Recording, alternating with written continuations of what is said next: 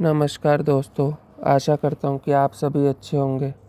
आपने वो कहावत तो सुनी होगी कि चादर देखकर पैर पसारने चाहिए, पर ज़्यादातर लोग चादर से बाहर ही पैर पसारते हैं। इस विषय के संबंध में मैं आपको एक सच्ची घटना पर आधारित एक कहानी सुनाता हूँ। एक चिंटू नाम का लड़का होता है। वह किताब बनाने की फैक्ट्री में काम करता था और बहुत गरीब घर से था। उसकी उम्र बढ़ती जा रही थी तो घर वालों ने सोचा कि उसकी शादी कर देते हैं। तो शादी उसकी एक लड़की के साथ तय होगी।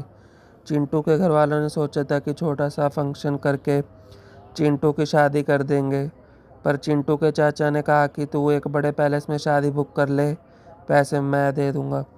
चिंटू ने शादी बड़े पैलेस में बुक कर दी और पहले उसने सोचा था कि वह अपने फैक्ट्री वाले दोस्तों को शादी में नहीं बुलाएगा, लेकिन पैलेस बड़ा बुक होने के कारण उसने फैक्ट्री वाले दोस्तों को भी बुला लिया। अब फैक्ट्री वाले दोस्त आ रहे थे तो उन्होंने दारू की पार्टी की भी मांग की। उसका एक फैक्ट्री वाला दोस्त रमेश बोला कि हमें तो शादी में दारू की पार्टी चाहिए। अगर पैसे नहीं हैं तो मेरे दोस्त का ठेका है, दारू वहाँ से दिला दूंगा, पैसे शादी के बाद दे देना। तो चिंटू ने सोचा कि जो शगन इकट्ठा होगा, इतने सारे लोग आ रहे हैं तो शगन के पैसे काफ़ी इकट्ठे हो जाएंगे, तो बाद में दे दूंगा जिसके देने होंगे।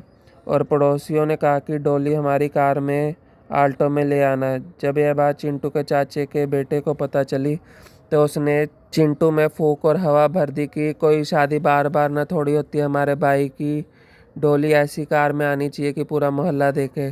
चिंटू के भाई ने कहा कि तू बड़ी जैगुआर कार डोली के लिए बुक कर दे, एडवांस मेरे से ले जा और बाकी पैसे शादी के बाद दे देंगे। शादी की तैयारी ज़ोरों शोरों से चल रही थी।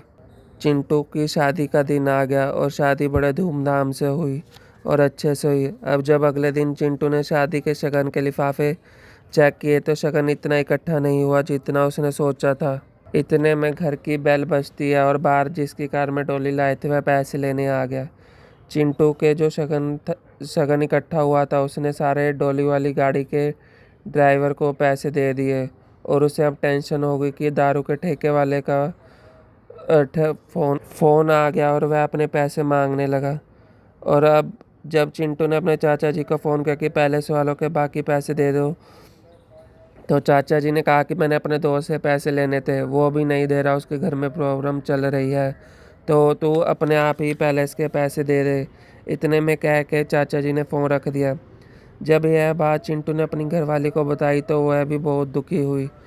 चिंटू अब जिस फैक्ट्री में काम करता था उस फैक्ट्री के मालिक से पैसे उधार लेके आया और कहा कि मैं थोड़े थोड़े करके तनख्वाह में से कटवा दूंगा।